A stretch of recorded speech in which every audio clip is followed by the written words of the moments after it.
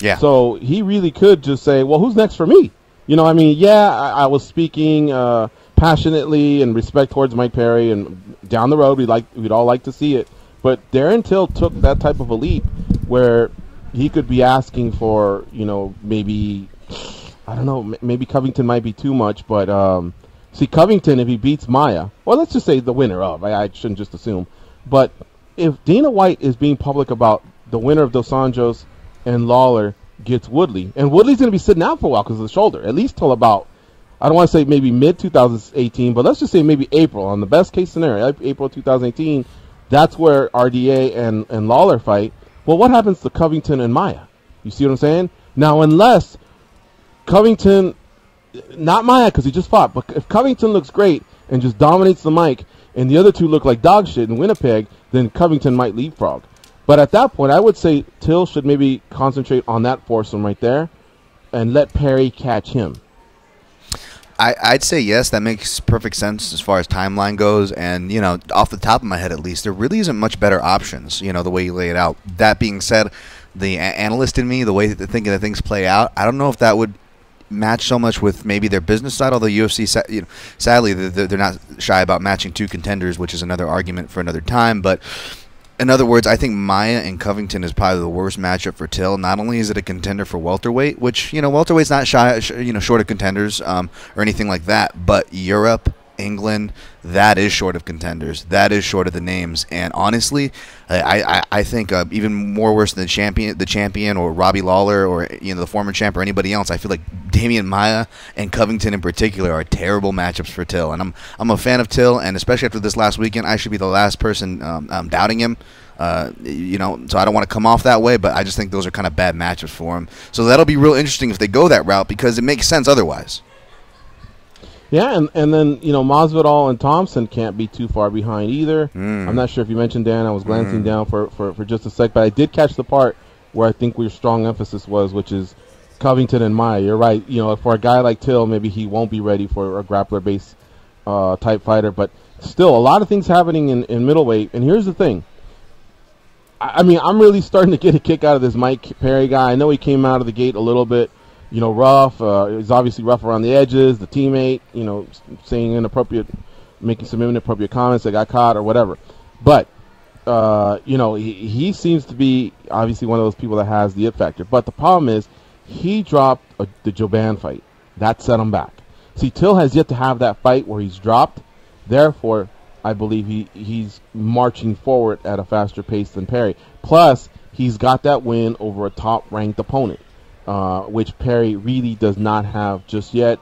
In Santiago Ponzinibbio, he will get a taste of that. It still won't be as high ranked as Cerrone is, but still it puts him in that direction. So that's just me. If I'm managing Till, that's how I would look at it. But regardless, welterweight really got exciting here this past weekend with the emergence of Till and, of course, that popularity I'm telling you guys about Perry that I'm seeing throughout the traffic reports that we get, you know, every day at MMAjunkie.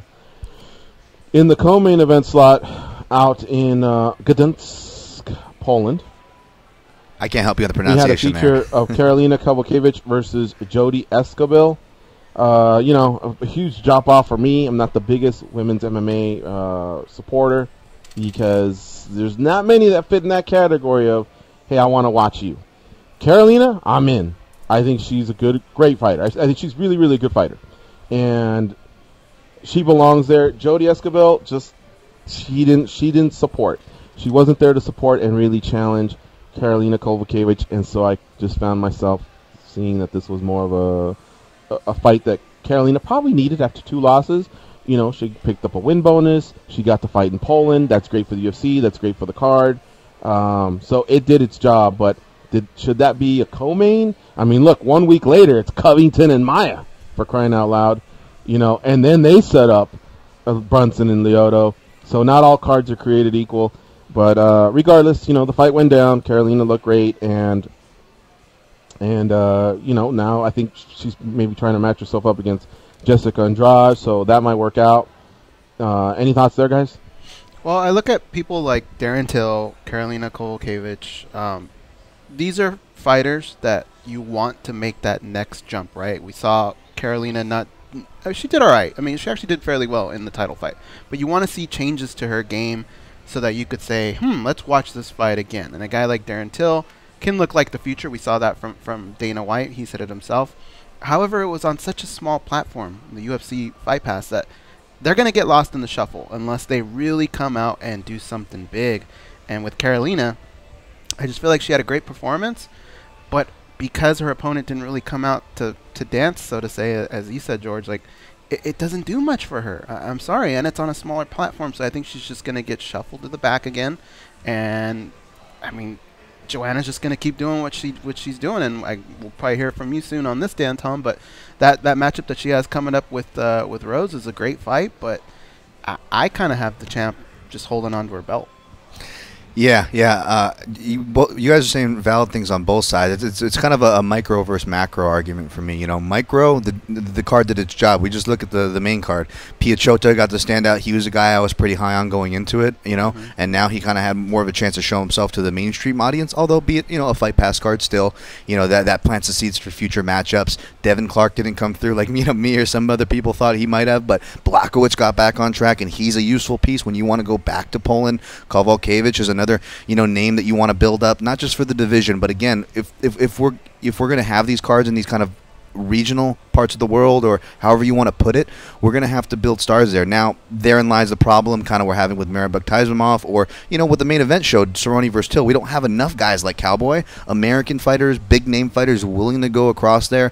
That remains a problem to be seen, but until then, the UFC does have to do their best to build up those markets. So cards like this, even people like me that love to be jaded and be like, less cards, they do serve a purpose. They just got to get the macro meeting the micro, you know, a version of the picture here. They had to get a little tight, but it comes with the territory. You know, I was thinking about this, and I know we got to go to a break soon, but I was really thinking about this. Dana White used to say, hey, when we invade a new part of the world, we like to go in there with a card and then maybe give them a version of The Ultimate Fighter, but we want to strike a TV deal, blah, blah, blah. These TV deals may be a lot more lucrative than we thought, but I was just thinking, what if they didn't have this Polish card?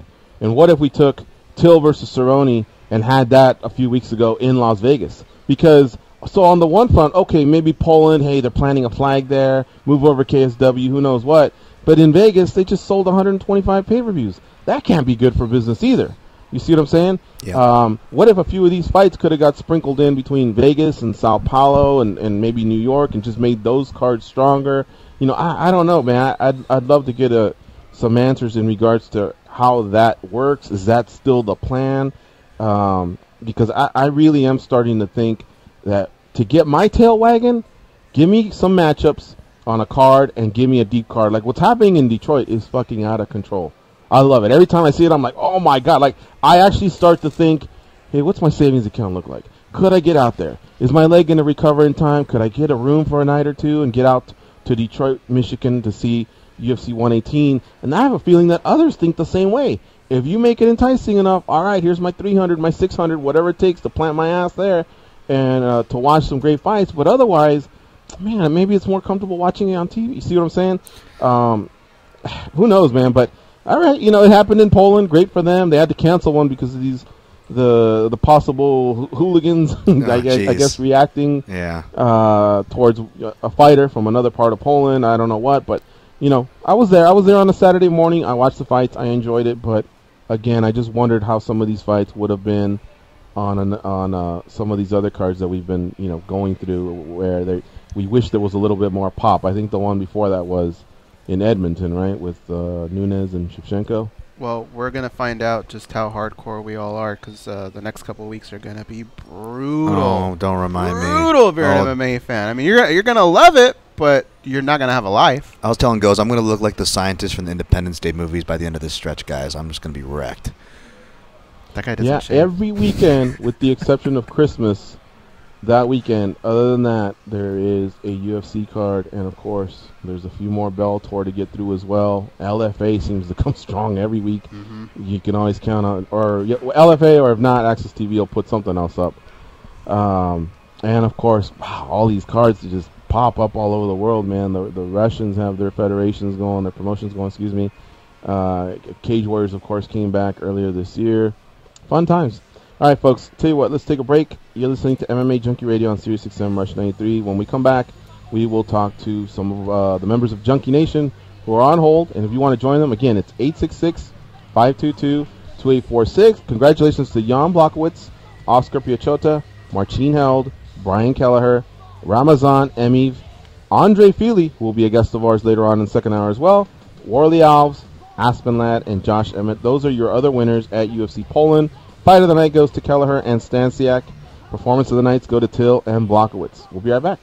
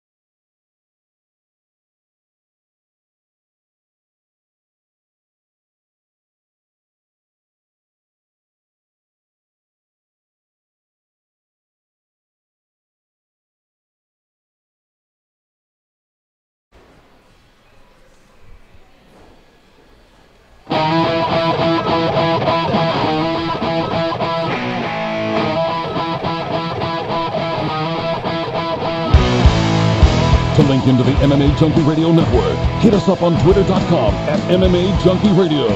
This is MMA Junkie Radio.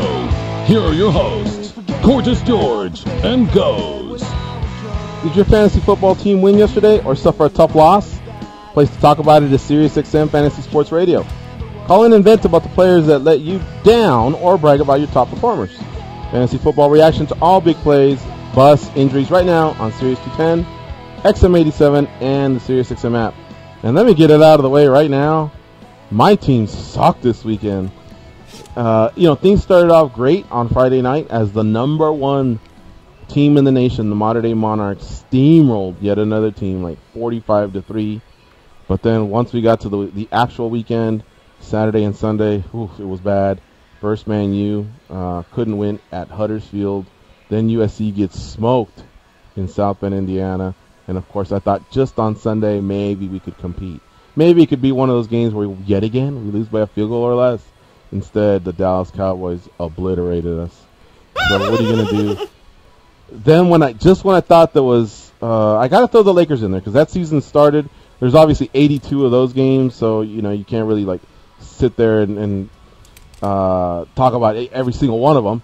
But on Friday night, they had a great win. They go to 1-1. Young team, not expecting much. But yesterday, they were down over 20 points. They came back and took a lead of 5 in the fourth quarter. I couldn't believe it for such a young team to do that. And then, of course, they wound up losing by 7 points. They choked that away. So, oh, man, I as a sports fan, it was rough for me.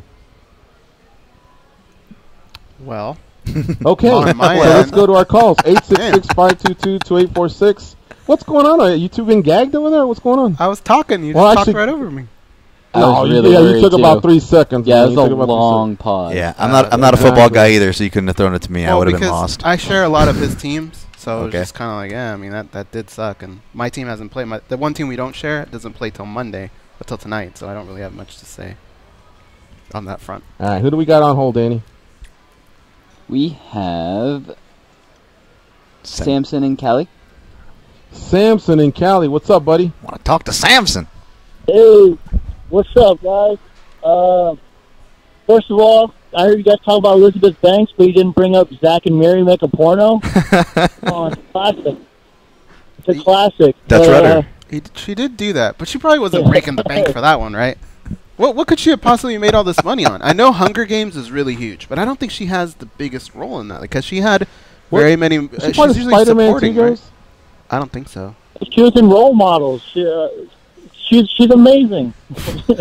No, what are all these movies? I'm going to pull up her IMDb through the last decade or something. I actually own the last two he mentioned.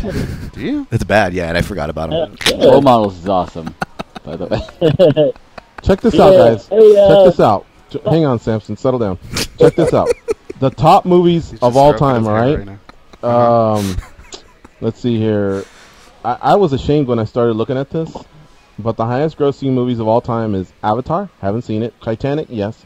Star Wars, haven't seen it. Jurassic World, I think I did see it. Marvel's, The Avengers, I may have caught the first one. Furious 7! Are you talking about this? The one with Vin Diesel and Paul Walker? I thought everyone used to make fun of them. Oh, yeah, they just churn them out every year. They make a quick buck and then they bounce. But that comes in at number 6. I've yet to see that one. I know I didn't see Avengers Age of Ultron. Harry Potter, never saw that bullshit. Frozen and Iron Man 3. Didn't see those either. So I really got to get on this. That might be my list of things to do while I'm mending from this knee. But I'm way, way out of the loop on some of these things. Maybe that's why this whole Elizabeth Banks snuck up on me. But I was like, what the fuck has she been on that she's making all this money? I'm looking at it right now, and there's not that much on here, you guys. Look. All right, look. These movies haven't come out yet, so I won't bring these up. But she was on Curb Your Enthusiasm, but it was just one episode. Wet Hot American Summer. What the fuck is that? Power Rangers. Great movie. Okay, I guess. She was Asteroids. What the hell is that? The Lego Movie 4D. That's not even a people movie. The Hunger Games. I'll give her that. The Muppets. Get real. Wet Hot American Summer is underrated, by the way. Magic Mike. George, was this good or what? So let me tell you this, guys. I don't even know what any of those movies are. Check this out. This is who is not above Elizabeth Banks. Okay. Sandra Bullock, Anne Hathaway. Shocking. Jennifer Lawrence. Well, I guess, those are some names there, but Here's number one. I guess highest grossing actresses of all time. Number one is Scarlett Johansson. Makes 2 sense. is Cameron Diaz. 3 is Helena Bonham Carter. I don't even know who that is. Me neither. From Fight Club and all those Tim Burton movies. Oh, wait, The she weird was goth in girl. Harry okay. Potter too, right? Yeah, probably. Okay.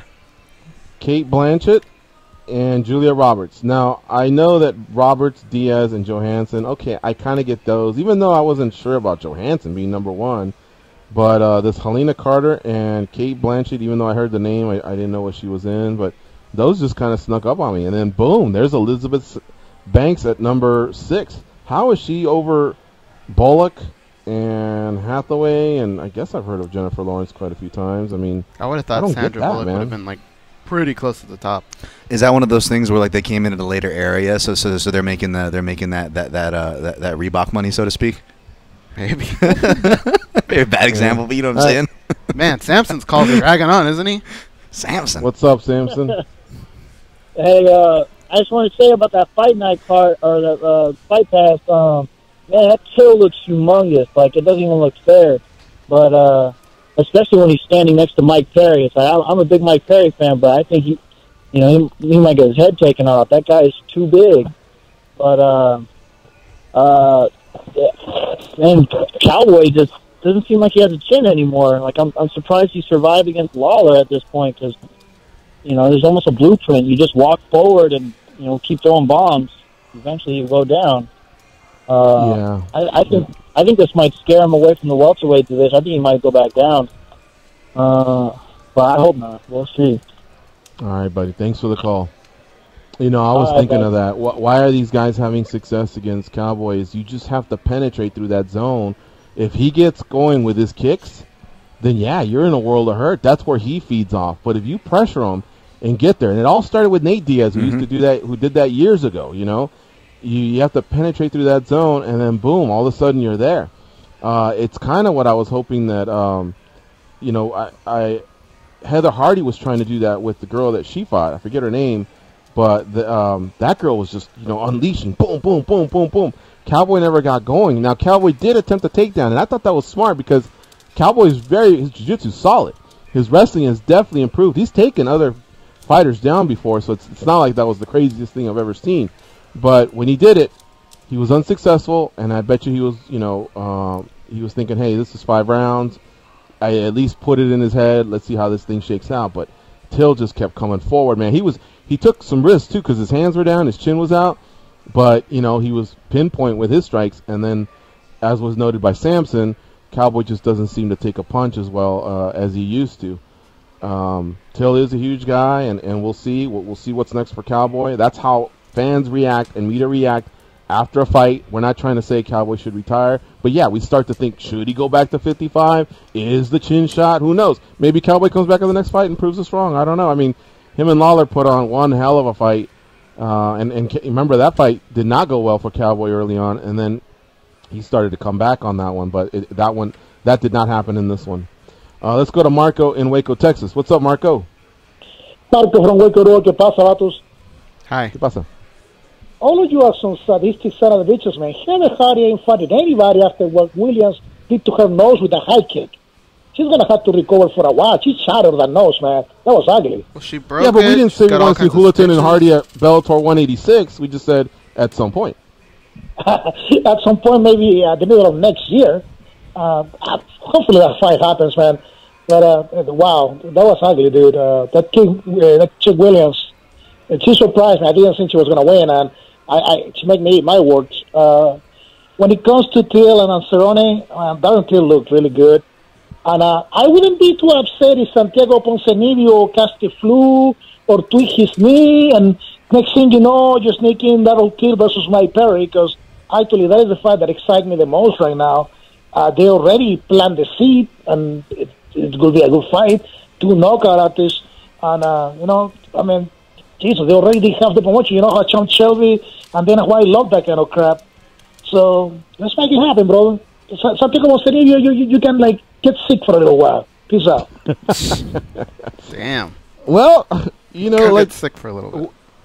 what if that happened? What if they just said we decided to go in another direction? How do you think fans would react?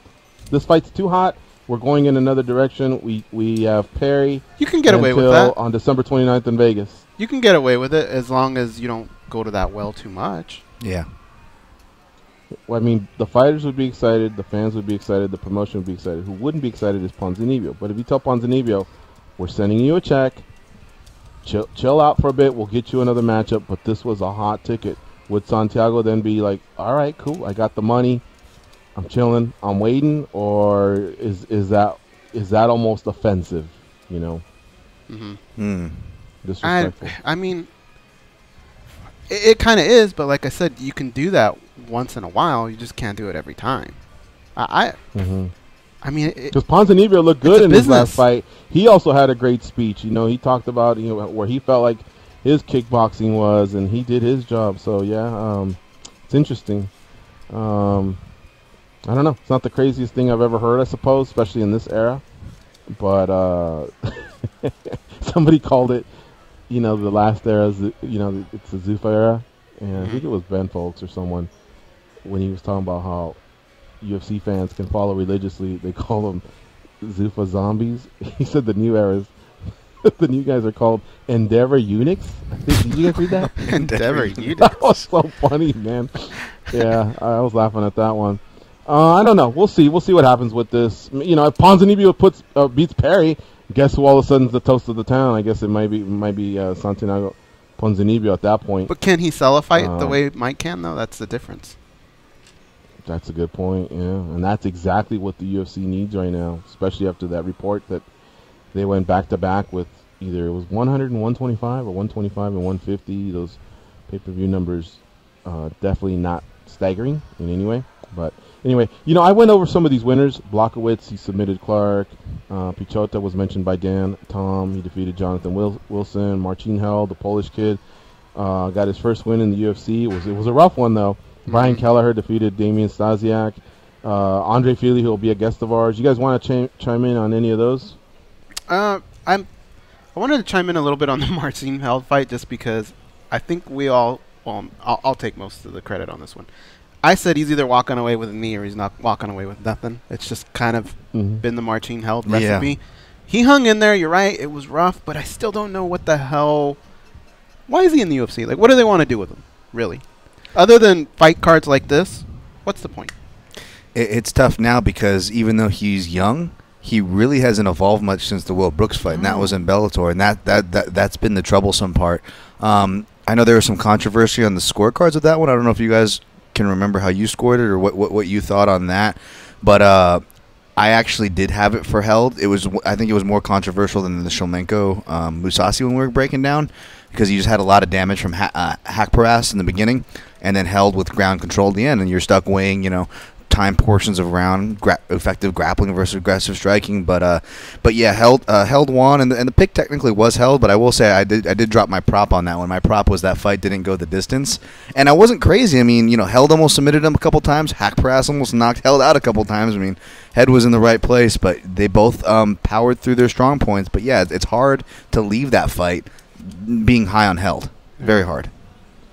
Well, here's the thing. 2017 ABC rules were in effect in both Connecticut and in Gdansk, Poland. So I just got that confirmation. Cool.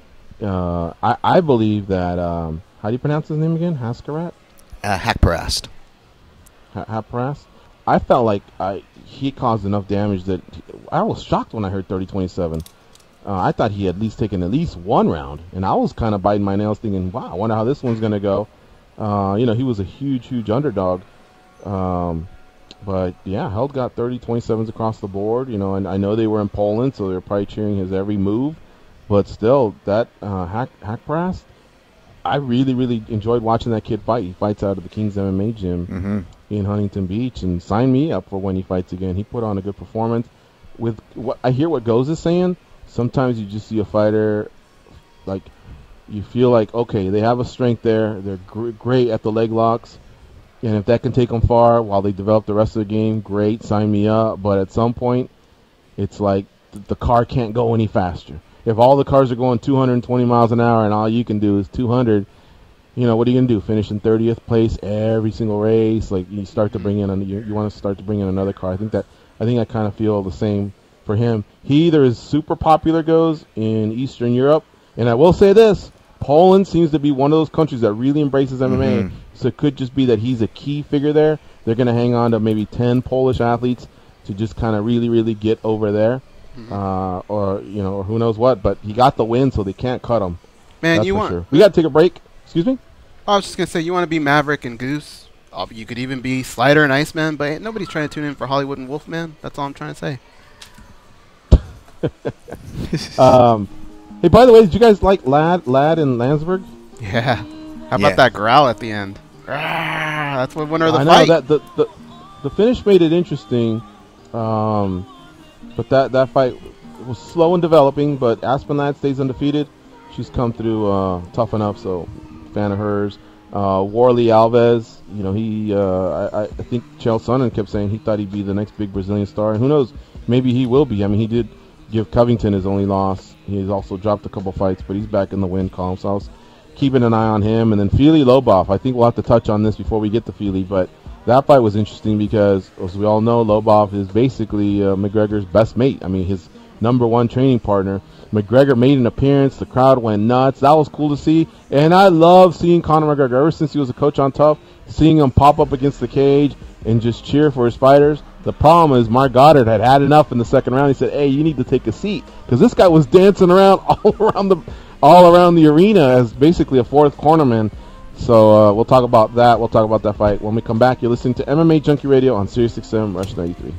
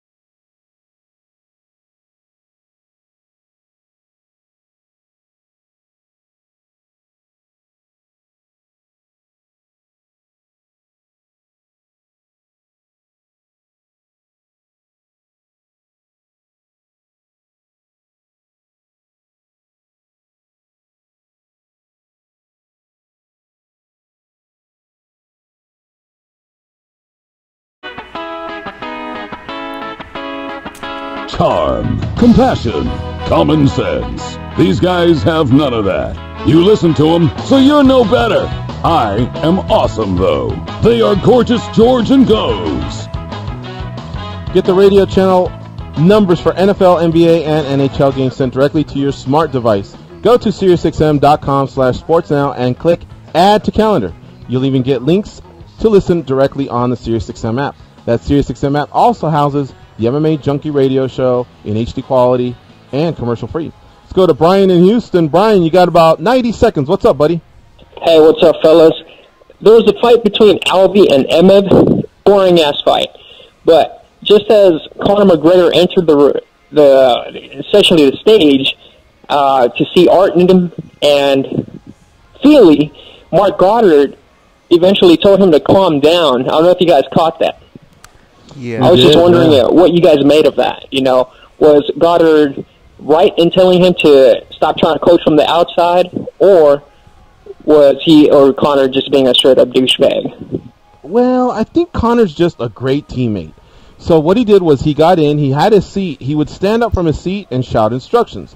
And I don't think Goddard would have had a problem if he just would have stayed in that area. The only people that would really have a problem is anyone standing behind or sitting behind Conor McGregor. However, McGregor's in front of you, you're probably digging it. Except what he started doing was rotating around and following the fight, and that's when Goddard checked him, and Goddard was not in any way out of order with that. We'll talk a little bit more about that when we come back in the second hour, but I'm glad you caught that. That's exactly what went down. So Goddard, he basically said, hey, that's not right. You can't have a coach up there right next to wherever, following you wherever you are. The corners are stationed where they are, where they're supposed to be.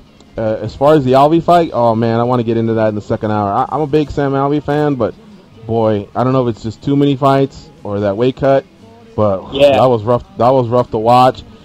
His corner, his cornermen were getting into it or getting on him. His wife, come on, do something. Why do we come all the way across the country? And he just wouldn't do it. And you know what? A few of his fights have been like that, but he's been able to pull it off. But I guess he just went as far as he could. Appreciate you calling, buddy, man. I wish we had a little bit more time, but we got to take this last break, and then we're going to come back with Alexander Shlemenko and Andre Fili. But we'll touch a little bit more on both of those topics, Alvey and Goddard and McGregor.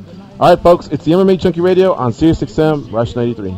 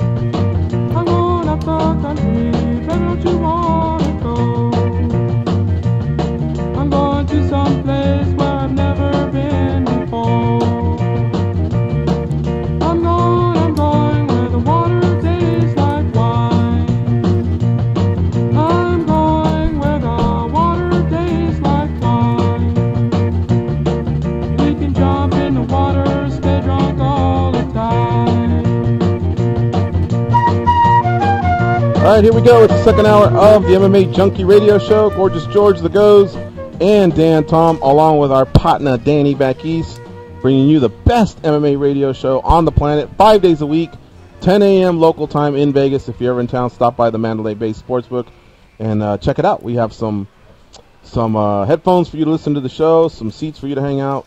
So bring that camera. You never know who will be in studio with us. Joining us now on the hotline is Alexander Shlemenko, along with his translator, Alexi. They want to discuss Bellator 185 that took place this past weekend. Alexander came out on the losing end, unfortunately for him, versus Gegard Mousasi. It was definitely a close fight. Let's get his thoughts on that. Hello, Alexander and Alexi. How you doing? Hello. Hi, guys. I feel good. All right.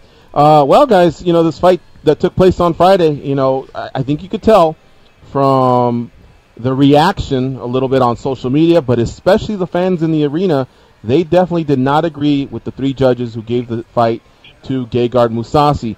What are you feeling right now? I'm sure you've seen the fight over, Alexander and Alexi. What are your guys' thoughts on that decision? And after watching the replay, what are your thoughts now? По реакции зрителей в зале особенно, и по социальным сетям, и то, что мы пересмотрели бой, что мы думаем, давай? Я думаю, в первую очередь, то, что Гегард очень хороший боец, и тяжело было его нокаутировать, потому что он очень опытный и очень сильный. Но я считаю, что победил в этом бою достаточно убедительно, и меня просто оборовали, украли мою победу. I would like to say that Gegard Mousasi is a very strong, very experienced fighter, and that is why it is really difficult. It was very difficult to finish him, to knock him out. But I still think that I beat him, and I think I got robbed by this judge's decision. Mm-hmm. And Alexi, I'd like to get some quotes attributed to you as well. What did you think of the fight? You're not only his manager, you're his coach as well. You were right there. Just a small correction. I'm not his coach. I'm his manager and his friend, not his coach, because Alexander is a coach of his own. He coaches himself. Okay. But I watch enough of my fights to have an opinion on that, and I agree 100% because this fight was judged by this recent judging criteria, and according to them, obviously the round number 1. Alexander lost it, but round number 3, he definitely won, and according to this new judging criteria, you could say that he won it with the 10-8 score, because all the offense in that round, and there was a lot of offense, was done by Alexander, and all the damage was done, significant damage was done by Alexander, and none was done by Gegard. So if you come to round number 2, I also think that Alexander won that round. Because even if we look at it time-wise, for 3.5 minutes, Alexander was landing shots, he was doing damage, while Gegard was actually defending mostly, and only for the last minute and a half, Gegard took his back and landed a couple of elbows. But after that elbows, he basically just remained the position on Alexander's back, but he didn't do any damage. He didn't land any significant shots. There were no real sub-attempts. So basically, it was just a controlling position. While the first 3.5 minutes of the round was Alexander landing and trying to finish the fight, and landing significant shot and doing damage. So because of that, I think that I completely disagree with the judge's decision, and I think that he won this fight. Well, I'm glad you pointed that out, because we mentioned it on the show. We did get confirmation that the new rules that have been adopted in 2017 by ABC were in effect that night. And, of course, with that, damage is ineffective. Striking and grappling is brought to the forefront. I rewatched it this morning, Alexi. I saw the fight last night as well. And just like you said, I think that timeline's very accurate. With about 90 seconds left, Gegard appears to be taking his back, but you really can't count it as a takedown because Shlemenko almost dropped himself to his butt, and it looked like what he wanted to do was maybe turn into Mousasi. I did see the elbows, but I didn't think that was enough to override the damage that Shlemenko had done earlier in the fight. Us, at least myself, Dan, and I believe Goes, were all on the same side. We thought it was 29-28 Shlemenko. The 10-8, there's an argument for that for sure, but I don't know that we scored it that way. But, we're media. That's how we felt.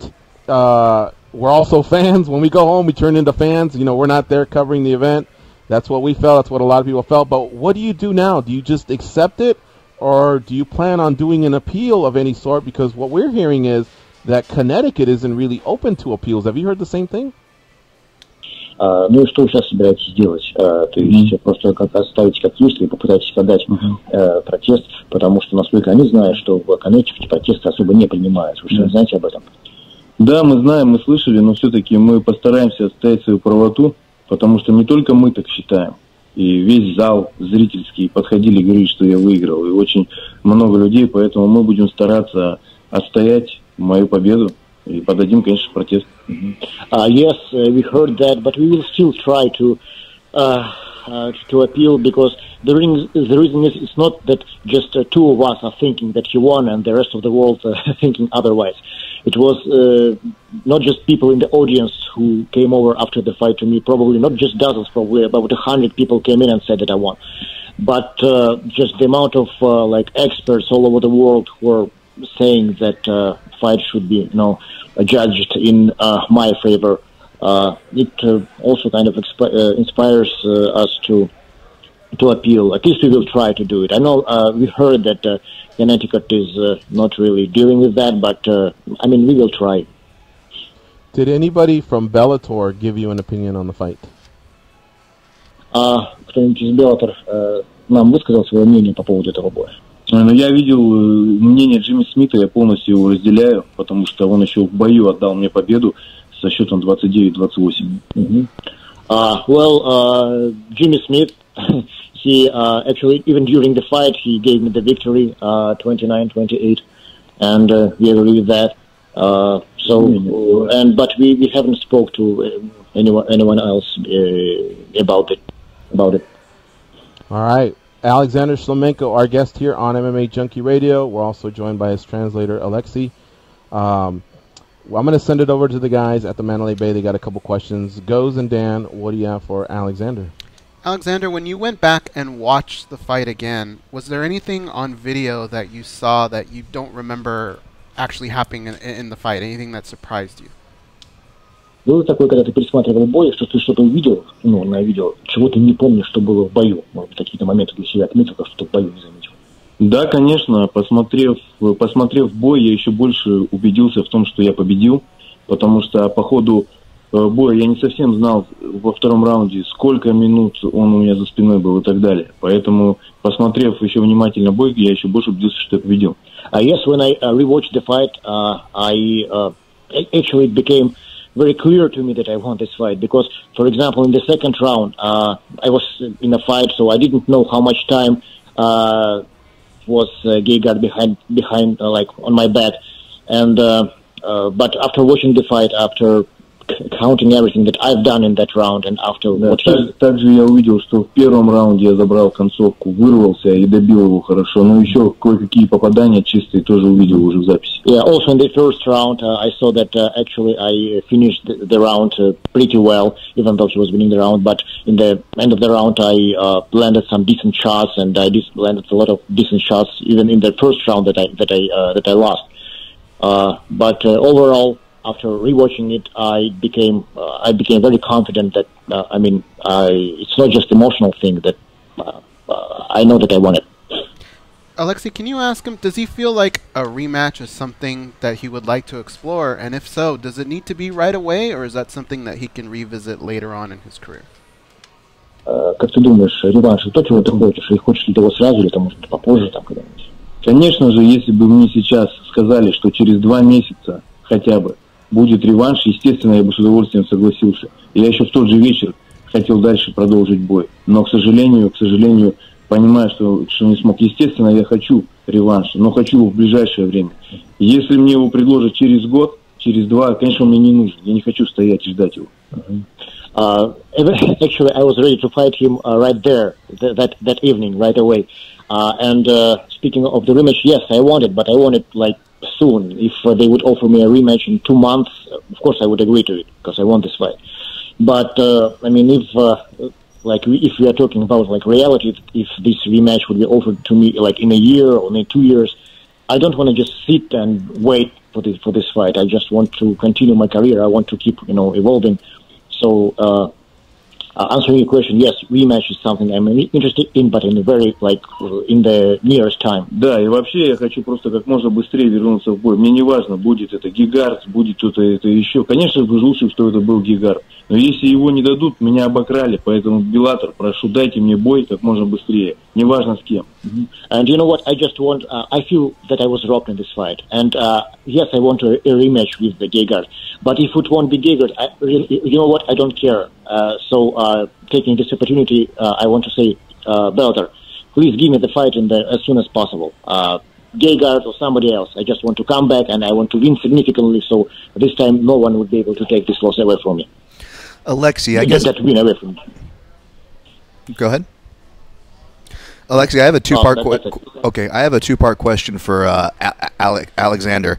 One, Alexander's had a long career, and he does really well breaking guys down the further fights go on. He's been in a lot of 5-round main events for titles and so forth. Does he prefer 5 rounds over 3? And the second part to that question is the UFC has been doing something for a couple years now where main events that are non-title fights are 5 rounds. If it were up to Alexander, would he prefer that Bellator do that too? In other words, would he prefer Bellator have main event 5-round fights, and does he think that would favor him? Ты много дрался, в том числе в 5-раундовых боях, и ты известен тем, что ты хорош в последних раундах.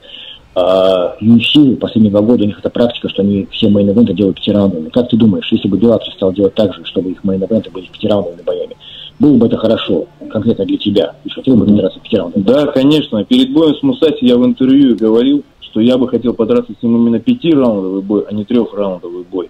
И это было мое желание, но, к сожалению, в Беллаторе нет таких правил. Естественно, я полностью поддерживаю эти правила. И 5-раундовый бой, я думаю, тут бы уже Мусаси просто бы не дожил до решения. You know what?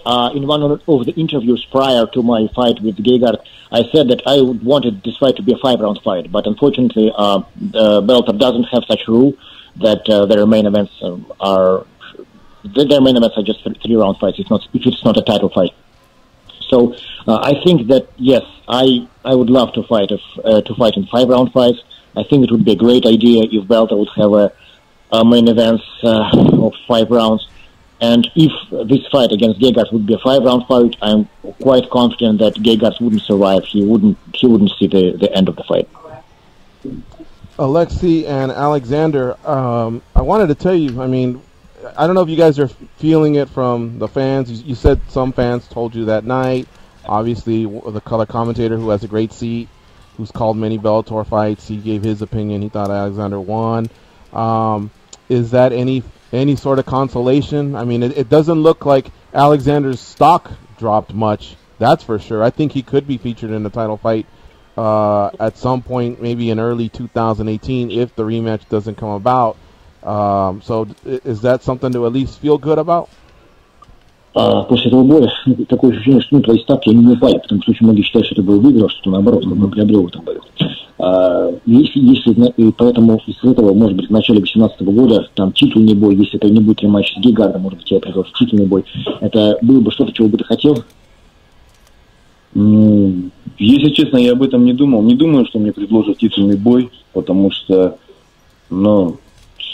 мне сложно сказать. Вообще, если честно, я задумался о переходе в другую весовую категорию. Поэтому мы сейчас будем думать, но я хочу как можно быстрее драться. Поэтому мне все равно как. To be frank with you, I haven't thought about the title fight because I don't actually, frankly speaking, I don't think that I would be offered a title fight after this bout. Also, I'm thinking about changing my weight category. I'm going to go down in weight to keep fighting at 170. That's also is one of the things that I'm really thinking about right now. So the bottom line is I don't really care. I just want to go back in the cage and to prove to the whole world, prove to everybody, that I'm a winner. I'm going to go back. Тем более хотелось добавить, что титульный бой сейчас состоится только в декабре. И как его ждать? Как минимум потом 3 месяца еще после титула чемпион возьмет на отдых. И я не хочу ждать так долго. Поэтому мне не интересен этот бой. And besides that, the title fight between Carvalho and Sakara is going to take place only in December, and after that, the champion is going to take like 3 months off. And I don't want to wait that long. After this fight that I won, I just want to get back in there and win. If the title fight or anything would be in February, or if a rematch would be in February, okay, that's fine. End of January, February, I'm ready to fight. I'm ready to go back in the cage. But I just don't want to sit and wait for like 6 or more months for the next fight. It's just unacceptable. Well, that's great news. For the many years that we've had you on the show, I've asked him about welterweight, and he just didn't feel like the time was right. So with the fact that he feels like he might not be in title contention at middleweight, is it pretty clear that his next fight will be as a welterweight? То есть, учитывая, что следующий бой будет, скорее всего, длительным, это уже точно, что следующий бой будет welterweight, средний, Да, но я понял. Я бы хотел, если честно, сначала провести бой в промежуточном весе. Потому что не думаю, что сразу у меня так легко получится сбросить, но я бы хотел попробовать в промежуточном весе, либо в middleweight сначала. Да. Как у любого. Да, любого соперника. You know what? In a perfect world, I would like my next fight to be in a catch weight because I don't remember last time I fought at 170. So catch weight is fine, like 175. But you know what? Anything from 175 to 185, I'll take. Basically, any fight, any opponent. Man, I'd love to see that. And let me just say, because we have to close the interview, for one, thank you very much for your time. But a lot of the media and fans have, for many years, we've thought of Alexander as a striker, but I thought he had some very good submission defense, so he's improved there. And then a lot of that takedown defense was very impressive. And then, of course, what he did to Mousasi's eye in the first round, that really changed the complexion of the fight. He shows he can bang with anybody at 185, so, congrats on all those improvements. Спасибо. Thank you for your support, guys. All right, guys. Well, we appreciate it. It was really, really a great fight to watch on Friday night. And again, I don't feel like your stock dropped much. Hopefully we see you again soon. Welterweight, middleweight, catchweight, it doesn't matter. More Alexander Shlemenko is good for MMA fans, that's for sure. Thank you guys for the time. Thank you, Alexei, for translating, and we'll talk to you soon. Thank you. And one more. Hey guys, I coming, and nothing can stop me. Okay. You heard that? We heard it. All right. Thank you very much. Yep. Thank you. All right. Bye, guys. All right, folks. That's Alexander Shlemenko letting us know that welterweight might be a possibility, and how much more exciting does welterweight get now? Over at Bellator. That's their marquee division, in my opinion. So if you were to drop down, if Alexander just hung in there with, arguably defeated one of the top middleweights in the world, that's great news. Can you imagine that kind of the restructuring of that fictitious tournament that they had talked about before, adding Shlemenko into the mix into that? That'd be a lot of fun, wouldn't it? Yeah, man. I really thought that, obviously he had a shot because he has those types of hands. He showed us that in the first round, but I was improved with his takedown defense. I know Mousasi's not, a D1 All-American or nothing like that, but still, he's been able to take other fighters down. He was not able to take Alexander down at will. Alexander was able to shuck him off, keep the fight standing, frustrate Mousasi. When he got, his back taken with hooks in, he was able to fight off that rear naked choke. There's still more work to do there.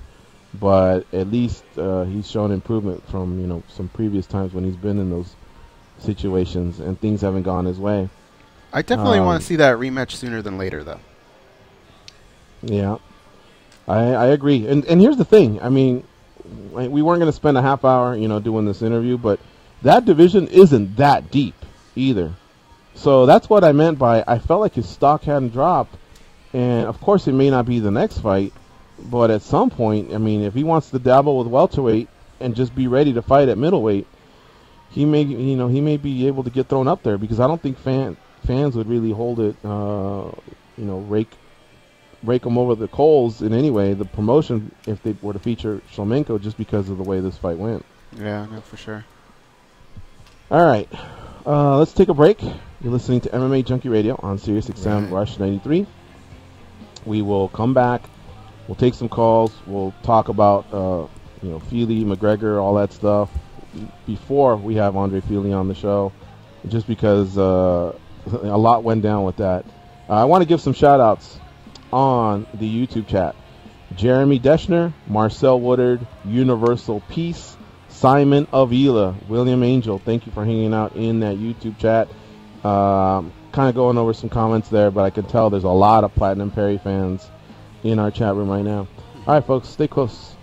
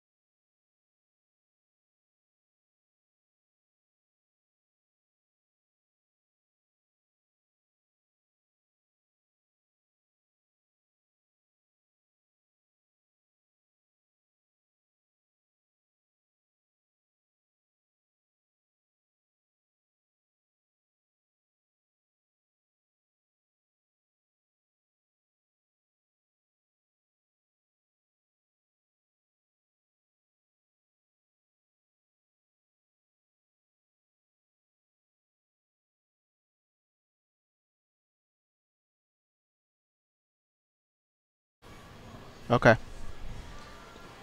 All right, guys. Right now we're on commercial with SiriusXM, but I'm looking at the chat. Again, shout out to a lot of the people that are hanging in there. Universal Peace says, Platinum can get through Santiago, but it won't be easy. I agree.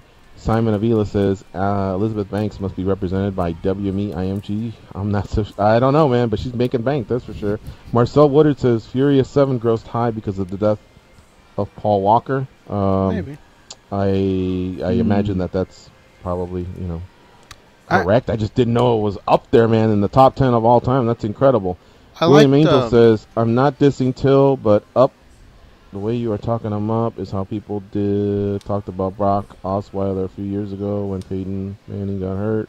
Had a few games, then people lost his shit. Yeah, maybe, man, but when you start Cerrone like that along with being undefeated, and isn't he like 3 or 4-0 in the UFC? I mean, that's something right there. I don't think we're jumping the gun at all there with Darren Till, but we'll see. I think it's because of the card, right? I mean, if he were the start of a pay-per-view, we'd probably be talking about something else right now. But because that was just what we have to deal with right now, it's what we have to break down. But obviously it's a little too soon for.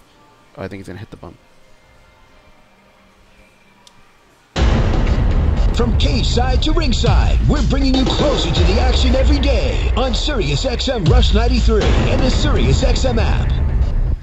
Explosive takedowns, jaw-dropping KOs, and electrifying submissions. If it happens in the world of mixed martial arts, we're talking about it on SiriusXM Rush 93 and the SiriusXM app. Look, I'm okay with everything that everybody said in that chat room, except for Marcel Woodard. Guys, clear for you now? He goes, do you remember when Paulo Thiago beat, I think it was Josh Koscheck, right? Was it him first or Mike Swick? I think it was Koscheck. Paulo Thiago beating Josh Koscheck? What about him? Yeah. Remember when he pulled that upset? Okay. That, I believe, was his first fight. I think if that were the case, if this was Till's first fight, he happened to come up against Cerrone and won, then maybe you say that. But the fact that he's put in some time, and then when they gave him a highly ranked guy, he starched him, that's why I don't think you can compare him to Osweiler. Let's see here. Simon Avila says Perry had problems with Joban. That's right. We'll see how he reacts to that. Cowboy has a chin, according to Jeremy Deschner. Well, a couple times the Lawler fight, he was out. He's even said he was a concussed fighter for the rest of the fight. So, do you attribute that to having a good chin to be able to stay in there, or the fact that he got concussed so quickly? Maybe he doesn't have a chin. I don't know. It's been the age-old argument for a long time. But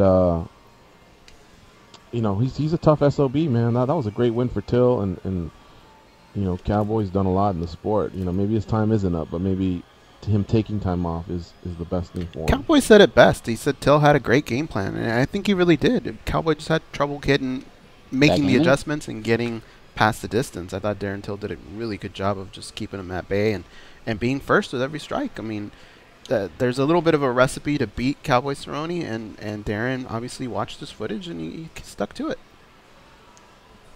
Yep. All right. I think they've kind of covered the rest. RDA versus Lawler would be amazing, according to Universal Peace, who also says he makes a lot of money betting on MMA. It's like free. Goes back in 30? Well, so does everyone else. Let us know the picks beforehand, and then we'll figure out just how good you are. Otherwise, it's going in one ear and out the other. Simon Avila says he's excited to see Condit versus Magny. So am I. I'm just excited to see Condit back. I wouldn't have wanted to see him against Magny. I don't think that's the matchup, but... All right, guys, come back. Stand by. We got one call, Muna, and I will get Fili on at 30. Thanks, Danny. Sure.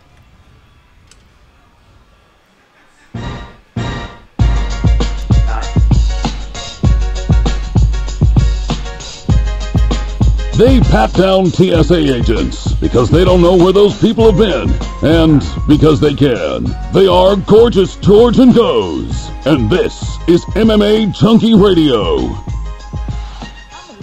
Did your fantasy football team win yesterday or suffer a tough loss? The place to talk about it is SiriusXM Fantasy Sports Radio. Call in and vent about the players that let you down or brag about the top performers. Fantasy football reaction to all the big plays, busts, and injuries right now on Sirius 210, XM87, and the SiriusXM app. One of the comments in the YouTube chat is there a break every 3 minutes? No, there's not. Actually, we're one of the least commercial shows you can listen to. If you listen to AM, FM, it's usually about a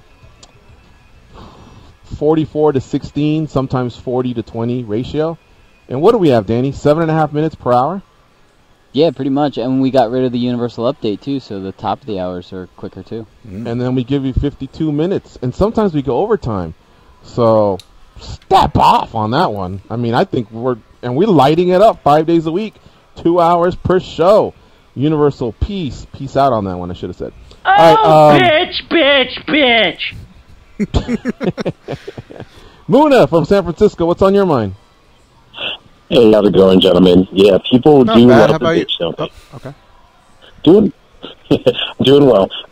Quick comment about Bellator. One thing I did notice recently, and especially it's highlighted with this weekend's fights, is Bellator they do try to grow talent, and they'll feed their talent, quote unquote cans or up and comers. But one thing that I've noticed is usually when these high fighters like Hardy or Aaron Pico lose, in other promotions, whoever wins, you usually hear about them, they'll build them up, they'll try to see if they can get some juice out of them. But if you've noticed, the guy that beat Aaron Pico, no one's even talking about him. These chicks who won against Anna and Heather Hardy, I mean, are we even going to see him in Bellator? And I've noticed this being a trend in Bellator. If you just go down the line of all the big upsets, I mean, Mayo Newton's no longer in Bellator after beating Kimbo twice. Chad Griggs, who beat Bobby Lashley. And just want to get your thoughts on the way Bellator treats these fights, where it's like they almost didn't happen, and they just keep going with the loser, and they totally forget about the winner who beat these hyped-up prospects. So just wanted to get your thoughts on that. That's actually a very interesting question. I'm trying to think, is there anybody who actually, did do that? Oh, go ahead, Muna. And Brett Primus, I mean, who beat Chandler. I mean, you're hearing interviews with Chandler moving up, moving down. I mean, no one's really talking about Brett Primus, and it's just kind of interesting. So, I know folks hate WWE, but it's one of those things where, hey, if you beat the champion, you move up, they'll try to hype you, try to get your name out there, try to get some juice out of you. So, anyways, I'll take it off air. Thanks a lot, guys. How about Will Brooks when he beat Chandler? Yeah. I think all the outside the UFC spoilers are sent to the Seth Petrozelli Union Hall to look for new jobs. I don't know. I just figured they'd name it after Seth Petrozelli, one of the notable spoilers. Although that was outside Bellator, but yeah, that's a good observation, Muna. Yeah, I mean, a couple of the examples he gave, Newton has fallen off, but I get what he's saying now. I feel like Junkie Radio, we do a pretty good effort of trying to catch up with a lot of these fighters. And I know we used to have Chad Griggs on a lot. He was on the All Firemen team. I know we caught up with Brett Primus after the shows, or after his big win. And, of course, Emmanuel Newton, we've had him on a few times. What I will say, and I don't know if it's a coincidence or not, definitely not Griggs. Griggs was usually pretty lively. A lot of those guys, they got to help themselves as well. That was a huge moment, a huge KO. Well, fucking bring it, whether it's the post-fight interview or subsequent to that. I mean, like, look at Till, for example. Even if Perry doesn't go to the apron, or if Perry doesn't go up to the fence and say anything back, I mean, that was still a great moment by Till with his proper respect towards Cowboy, but still promoting himself as the best out there. He did it pre-fight, post-fight, and he did a great job of it post-fight in his last time as well. So a lot of times it falls on the fighters to help themselves out as well. I think a lot of fighters leave a lot of money on the table just by not promoting themselves better, and the best time to do it is after those big moments like Muna just described. Heck, look at one of Bellator's biggest stars did that. He did it outside of Bellator, but he took advantage of the scenario we're talking about, and that fighter is Joe Warren. What was his second MMA fight? He's fighting Kid Yamamoto, the only guy that could counter the Uriah Faber argument back in the day, and Joe Warren comes out. Granted, it's a split decision, it's a messy fight, but he upsets him. He calls himself the baddest man on the planet before he ever got a Bellator title, ran with that, and, got some miles out of it for being a guy who stepped into his career later. So there are examples on both sides, right, guys? Yeah. I'm looking at, he gave Emmanuel Newton. So Emmanuel Newton's big moment, I would say, would be the spinning back fist over King Mo, right? Oh, yeah. You guys agree? Oh, yeah. So after that fight, he went on and he won 1, 2, 3, 4, 5 straight, one of them being King Mo again in a rematch. However, after that, you go back and he lost 3 straight, won 1, and then lost 3 straight. So that's kind of tough, too, for them to didn't help yourself really there. put up with. Now, granted, 4 of those were outside of the promotion, but the 3 straight, I think, is what when they got rid of Andre's them. there. But it could be that's Bellator's strategy. Just like, hey, we got to keep up with these stars that we're paying a lot of money. Let's keep these guys out. I mean, they may not be offering them, too. I don't know. We'll have to maybe ask. I don't know if they ever admit it, but that's definitely a good point that was brought up by Muna from San Francisco. Yeah. All right, let's get to our next guest. Andre Fili got a win this past weekend at UFC Fight Night 118 in Gdansk, Poland. He defeated Artem Lobov, unanimous decision across the board. He joins us now on MMA Junkie Radio. What's up, Andre? How you doing? What's up, guys? What's up? How are you? Great, man. Great fight on Saturday, and your post-fight speech was really, really moving, I got to say, man. When you started laying it out, everything that's been going on, you're right, man. We've been through a lot as a country, so thank you for that. I thought a lot of people, really tipped their hat to you for saying that, and that was a great moment that you put out there. Yeah, man. I mean, there's been a lot of stuff as a country, but even just as, with the hurricanes in Puerto Rico, there's been a lot of shit. Everybody all across the world. Like, it's not just about, one country or one type of country. We all got to fucking look out for each other, By the way, I heard you decided to stay out in Poland, so thank you for taking time out of what's now your vacation to speak to us. But I had seen on, I don't know if you heard, but somebody that either fought or was part of a team had gotten robbed. I think it was Neil Seary. Did you see that or hear about that? I don't know anything about. I don't know anything about that. I didn't hear anything about that, but I'm not surprised. But I didn't hear anything about that. All right, so you're watching over your back then, right? Oh fuck yeah, 100%. Why do you say that? Like, are there really a lot of shady faces you've been running into? No, I mean there's been yeah. Sorry, I'm actually in the tattoo. I'm getting tattooed right now while we do this interview, so I'm gonna be if I make random noises or cuss randomly or something, it's because I'm in pain. Give me 1 second. Yeah, you got it. Just remember, MMA Junkie is capital MMA and then Junkie small. So if you really want it to look authentic, that's the way it's got to be. Okay, yeah, perfect. I'll remember that. I'll get that right across my forehead. What are you getting tattooed? I'm getting like a realistic portrait of the Grinch, how the Grinch stole Christmas. Okay, where's it going? It's going on my calf. I got a portrait of Daniel Day-Lewis from Gangs in New York, and it's going on the other side of that. Damn, Bill the Butcher and the There Grinch. you go. Yeah, one of my movies. One of my favorite movies there, man. Bill the Butcher. Say it again? One of my favorite movies there. I like that one. Gangs in New York. And probably my favorite score sheet. I mean, he's my favorite actor. I was gonna do Daniel Plainview from There Will Be Blood, because that's actually my favorite movie. But The Butcher has a little more going on aesthetically. He makes for a better tattoo.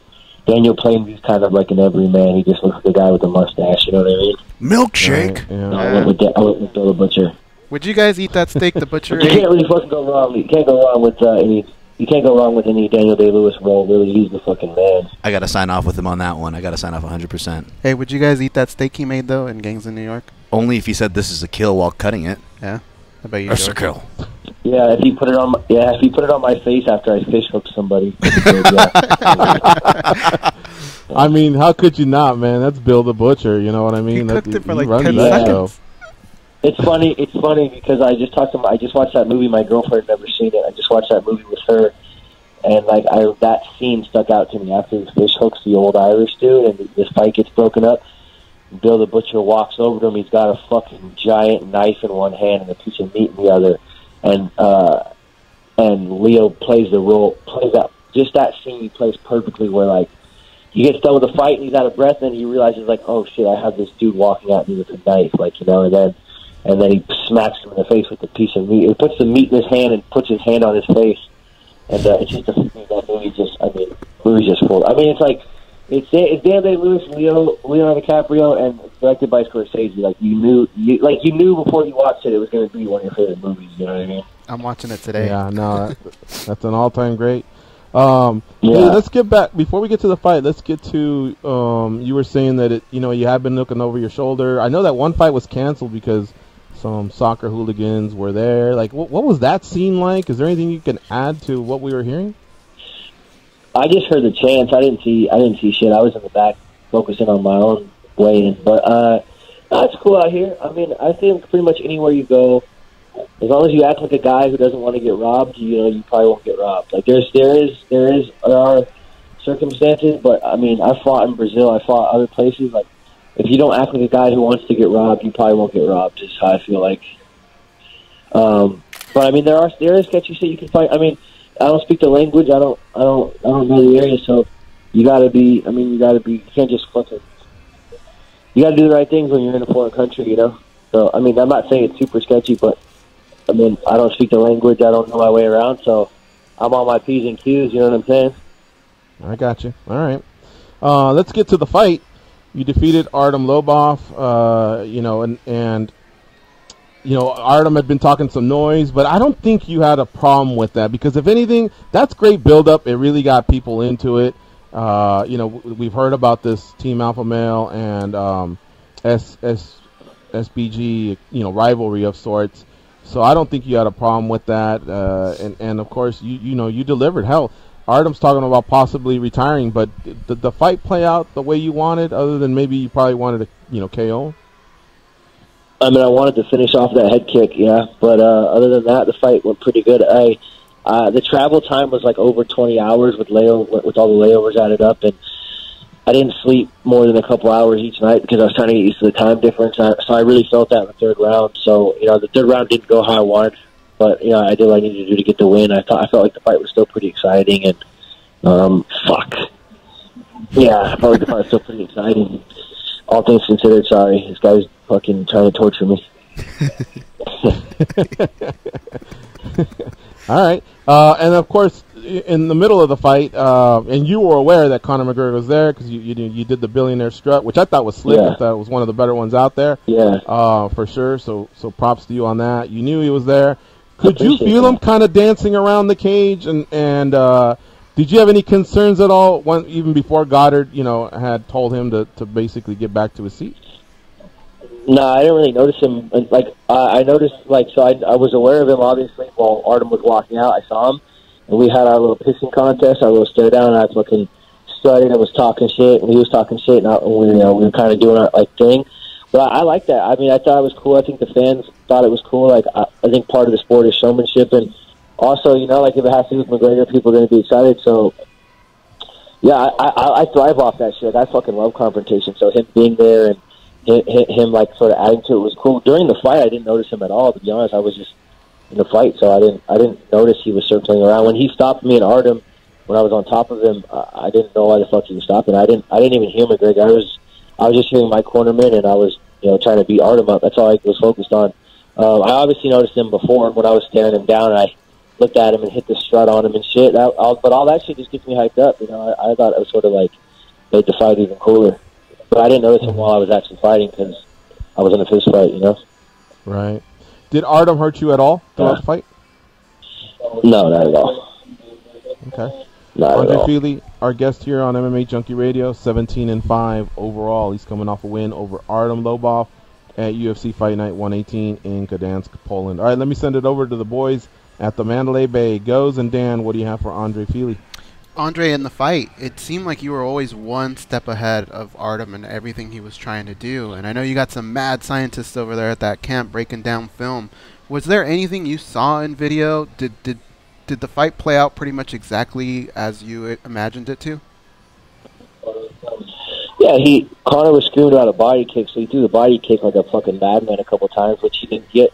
I think he only did that against Chris Avila. He doesn't do that a lot, but everything else besides the body kick, he was gunning over and over. Everything else is pretty much what I expected. My cornermen are great. I really Fabio Prado, Danny Castillo, Tyler Wombles. Those are the guys in my corner. They're fucking amazing cornermen. Danny Castillo especially had me just dialed in and prepared for a lot of the things.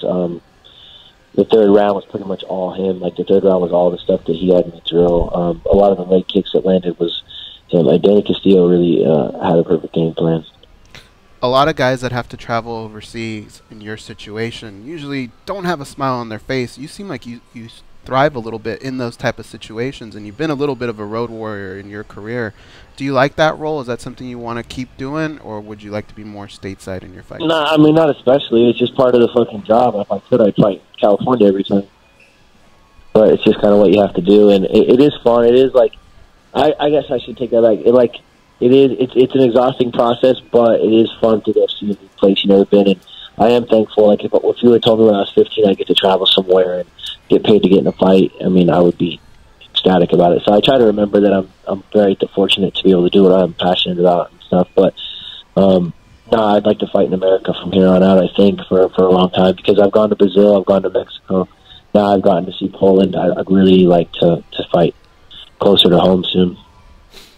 Andre, so before we started this interview, I said, I look at Fili, and he's a guy I think that I'd have a lot in common musically. We've been to a lot of the same shows. But listen to you talk about movies. Maybe we watch a lot of the same movies. But on that note, you mentioned Daniel Day-Lewis. Daniel Day-Lewis is known for being a method actor, really just kind of getting into his roles to just a crazy point of things. Now, you did an interview coming into this fight saying you have a revamped, a different, if you will, feeling about fighting.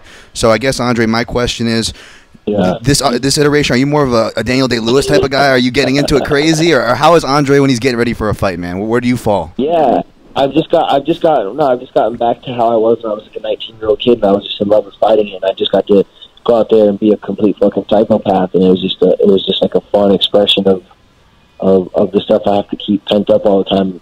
I had to walk around pretending to be a human being all the time, interacting with other people, and the fight is sort of an outlet to just fucking let loose and just be the maniac that I feel like I am all the time, but I have to keep under wraps, so they put me in a fucking padded room. So more than Daniel Day-Lewis. Our guest here on MMA Junkie Radio are there some names you've thought of for your next opposition?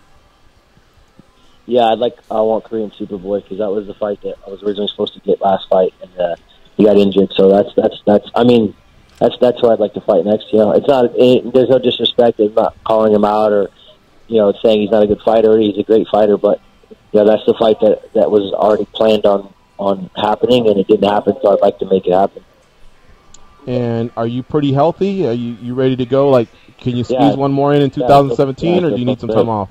Yeah, I'd like to, or at least really early 2018. Yeah, 100%. Mm-hmm. And I hate to cut you guys off, but I'm in fucking. This is the end of this tattoo, and I'm in a lot of fucking pain. All right, my man. Is it okay if we wrap it up? I'm sorry. Yeah, I mean, let's do it. Congrats on the fight. I appreciate you guys having me on the show, though, for sure. Sorry about that. All right, Andre. Sorry, go ahead. What were you saying? No, I was just going to thank you for doing the show, but if you're in pain, we'll bounce. You're the man. I appreciate it. Thank you so much, guys. Easy, All Andre. right, take care. We'll see you. Brother. Bye. That's Andre Fili, winner in the featherweight division this past weekend at UFC Fight Night 118. Well, I was going to ask him about what happened later that night, but who knows? Maybe I think this thing still needs to we need to dust ourselves off. What I'm getting to is we need the ink Conor to dry McGregor first. Conor McGregor was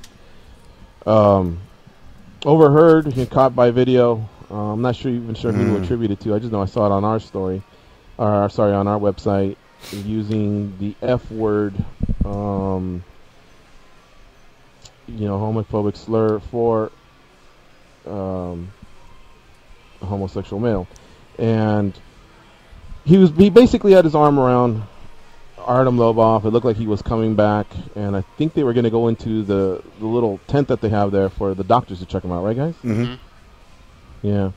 Put his arm around him, and he was just saying, I think maybe because Fili didn't throw as much hands as Lobov wanted. I don't know. Now, that's not the whole point. It's the fact that he used the slur. And so, guys, I want to get your guys' thoughts, or I can go first. Doesn't matter. I saw the story, there yesterday. Of course, I started looking at all the comments. I mean, people aggressively coming at the website.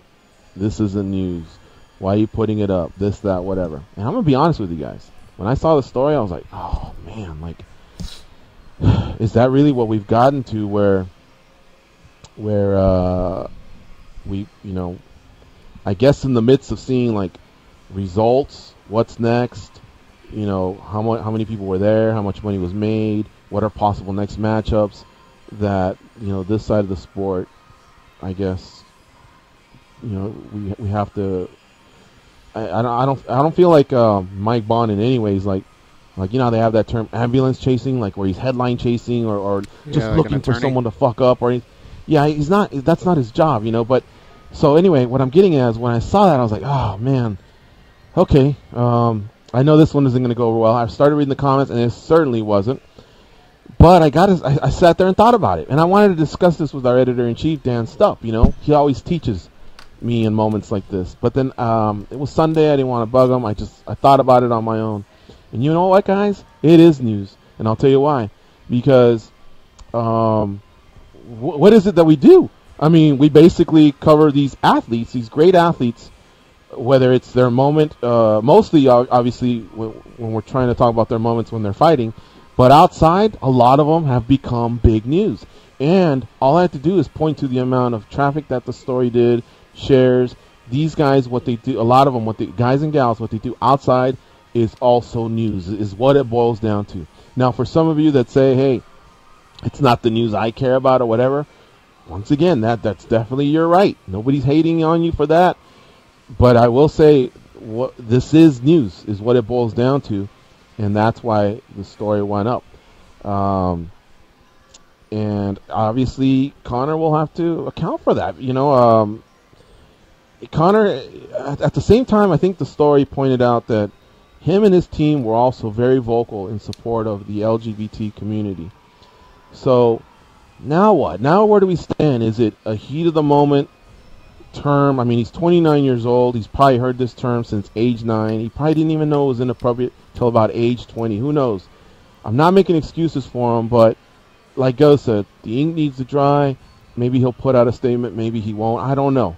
But this is something that literally I was conflicted on yesterday. Just where do we stand on that? And guys, if you'll allow me to continue, after the break, I actually had to do some research on other terms that I've used as a kid that now I'm starting to find out, those are offensive as well. I mean, we are going through a time, especially for us as a radio show, that we'll have to huddle up and discuss this, because there's just a lot of terms out there that tend to be offensive. And look, whether you agree with it or disagree, the ones that are on the borderline or whatever, we have jobs to do on our end, and I know what our bosses would say, so I know that we have to basically learn, you know what I mean? But it was a really, really big learning experience for me when I started looking at different words from the playground and how they can be construed.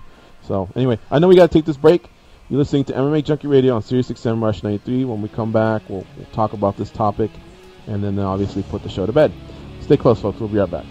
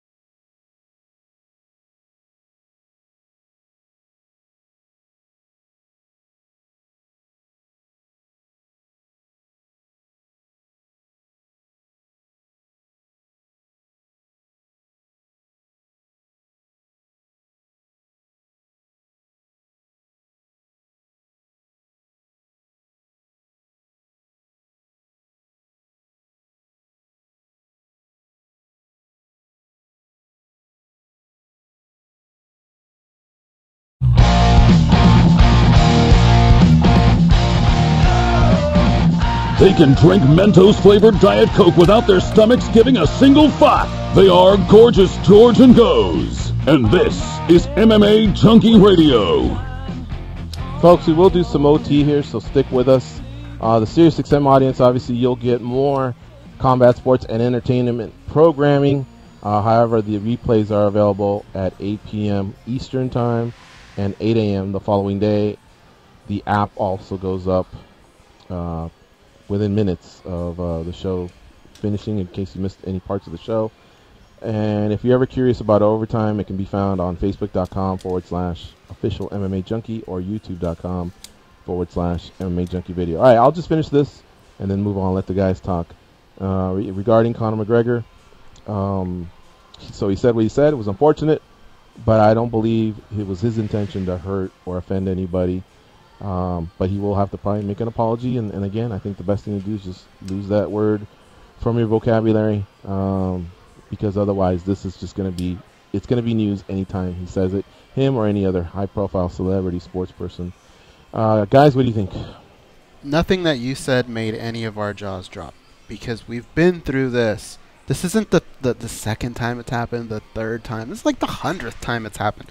Not with Conor McGregor, just in general. You know, when you log on your computer, where you're going to TMZ or CNN or Fox News, there's like a story about this maybe once a week. That people just don't learn, man. You just can't say it, dude. You just can't.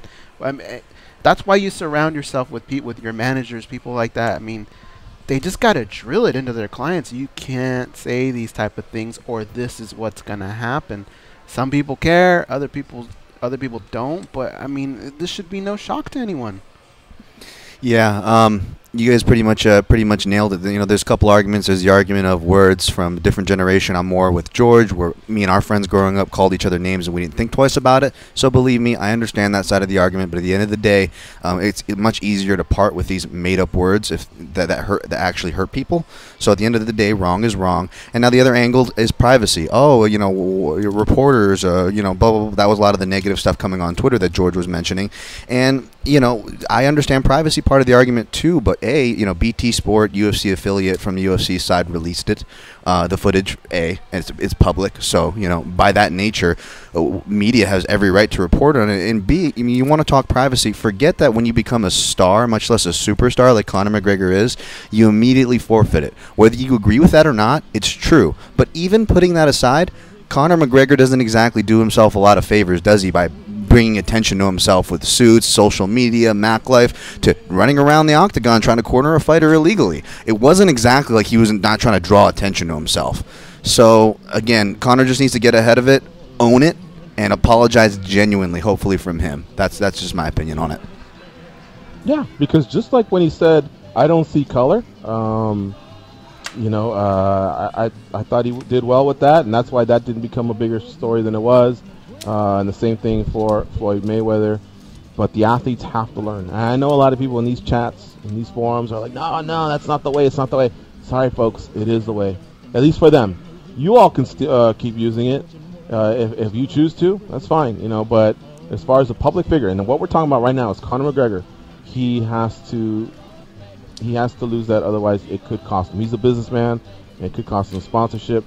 Could maybe eventually cost him his job. Of course, he's a superstar. It would take a lot for that, but you all know what I mean. All right, we're going to do some overtime, so I'm going to do a soft exit. Thank you all for listening to the show. Andre Fili and Alexander Shlemenko, thank you, and we'll be right back in 10 seconds. I'm gonna keep on the run. I'm gonna have me some fun. It cost me my very last dime. If I wind up broke, well, I'll always remember that I had a swing in time. I'm gonna give it everything I've got.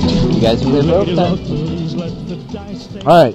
So anyway, I haven't heard anything since then regarding this, and I don't know if you guys have. I just haven't hit the refresh. I've been looking at our chats, and I've been obviously, you know, into the interviews we did. But if you guys heard anything, please let me know. But I think the best thing for like Goes or Dan, one of you two said, just get ahead of it, address it, be genuine, and that'll be that, you know. But to answer anybody concerns, is this news? It is news. And we're not the only ones reporting on it. It just so happened I think we were one of the first. And man, I sorry folks, I do take it a little personal when you guys come at the website. I love MMAjunkie. I've been a big part of it for a long time. And so it sucks. It sucks when your website gets attacked. You know, people want to unfollow or whatever. Where are you going to go to? Honestly, where are you going to go? Where are you going to go to? That's not going to have this story. You're not going to be able to follow MMA. So really, I'm just trying to take the time to tell you all, you know, educate yourselves a little bit, man. Seriously, that's what you need to do. Times have changed. Times are different, but. Or support with your clicks. You know, they say support with your dollars, support with your clicks. If you like the feature stories that, you know, our writers bring, like Fernanda Prates, or you like the columns from Ben Folks, then get out there. Share those stories. You know, we waste our calories on what we don't like, and that's fine. But, you know, vote for what you do like. If you want to see more things, make sure you let that known, you know. Be a little more. You can still criticize, but you be a little more positive and more productive with your criticism. That's all. All right, since we are staying over, we have a caller on hold. He definitely wants to thump his chest, and I'll tell you why. Because no, don't tell him, don't tell him, because he doesn't know why he wants to thump his chest. That's why I'm so pissed off. He doesn't know. No. This is what I wrote. I text him. I go, hi. He says, sup. I go, clock's ticking, dog. He says, on what? On what? Yeah. When did you write that? Right now, like about 20 minutes ago. Oh, so you're basically saying it's just a matter of time before your Dodgers wipe out his Astros? Yes. But he had no idea what I was talking about. Yeah, well, he could be thinking his time on the show, on hold, or something like that. No, he called because of this text.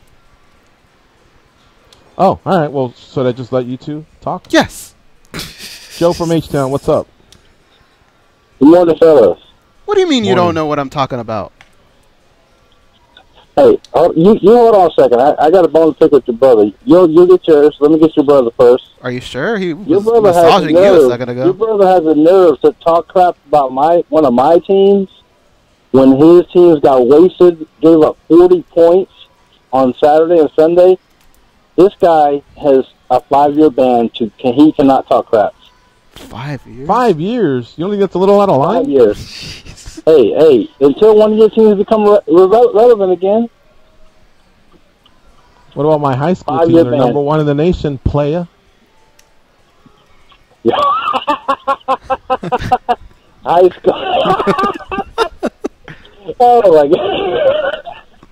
All right, Goes. What's going on, Goes? What are we doing here, man? Hey, hold on a second. High school football's huge in Texas. I know you're not laughing too loud, because someone over there will check you. And by the way, if I'm going to have to put up with the fact that, it's Sunday and we're having a barbecue and the weather's great, look at me, we're going to play slow pitch softball.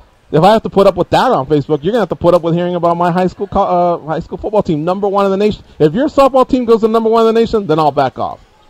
You guys are playing even #1 in the league, much less Houston, much less Texas, much less the nation. This is all a misunderstanding, both of you guys. Look, Joe, high school is what comes after junior high. It's 4 years. Most people go through it. That's what he's talking about. I was trying to give this guy, I was trying to say, look, going into the weekend, the Yankees were 3-0, and they were the Yankees, man. The pinstripes. I mean, honestly, I thought the Astros were done. They basically had their boot on their necks, and I thought they were done. Another Houston collapse. Houston came back, dude. Verlander was a beast, and then on Sunday night, I mean, those guys were clutch. That was amazing. You really, really have to tip your hat to them. They have a great young team, which is what we said about the Cubs last year. So it doesn't mean anything, but it just means, I think they'll be in a good position for a while. Now, that said, the Dodgers had an amazing run this summer. So this is going to be a great, great World Series. I'm backing out of it. It's all about Goes versus Joe from H-Town. Big Ralph versus Marcel from H-Town. You guys go at it. May the best man win, and the loser, be ready for some texts.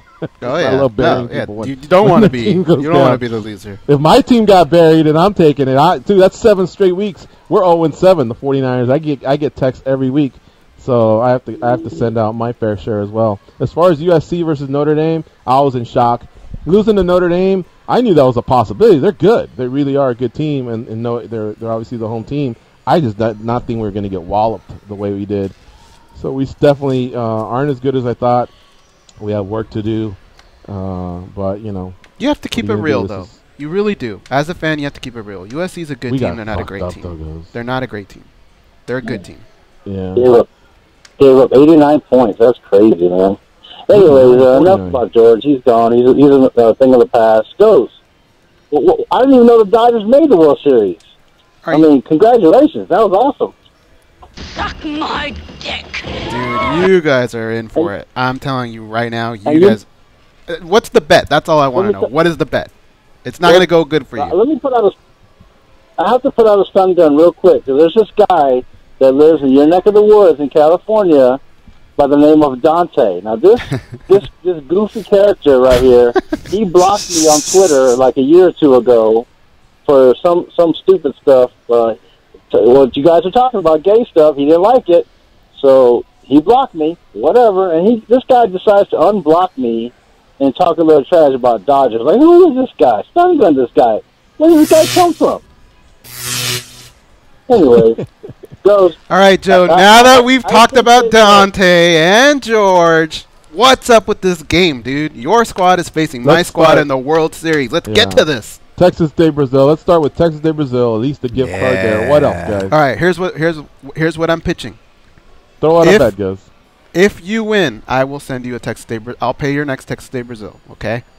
If my team wins, don't be that guy, Joe. Don't be stupid. Next time you come to the Junkie Gathering, I got your Texas de Brazil. All right. But here's the thing: if your team loses, I get to delete 20 people off of your Twitter that you cannot speak to for a whole year.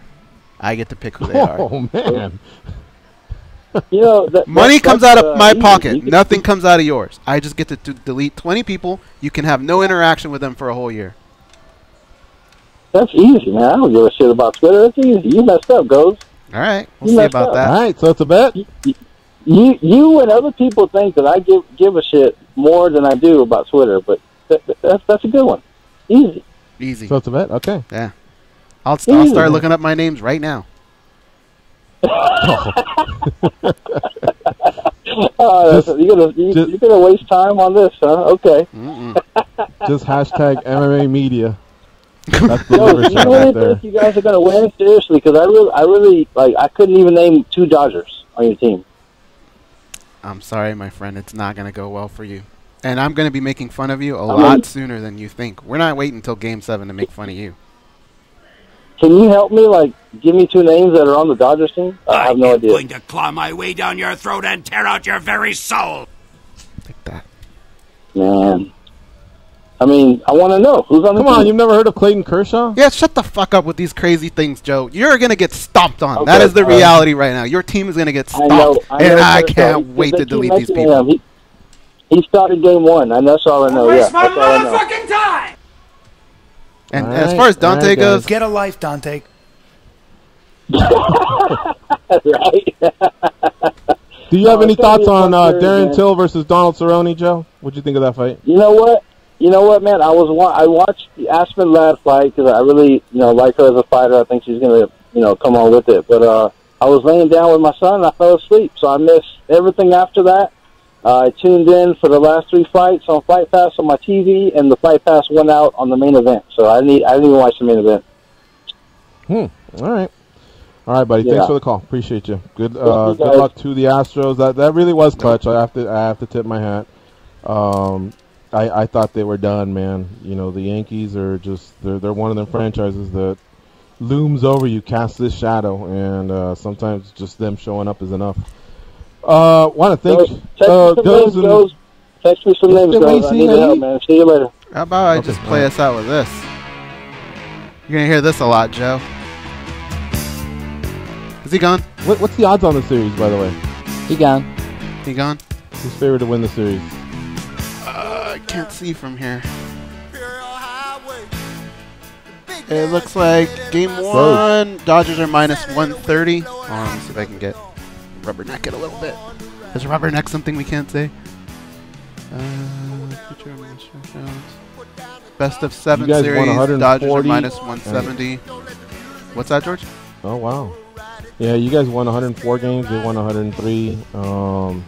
It looks like for the series, you guys are slight favorites.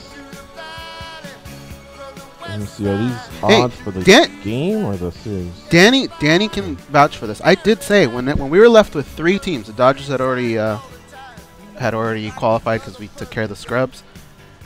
I said of the 3 teams on paper, Houston's probably going to be the better team, but the Yankees and the Dodgers have momentum, and momentum's a scary thing in baseball. Yeah, you did. Yeah, and they've had a chance to.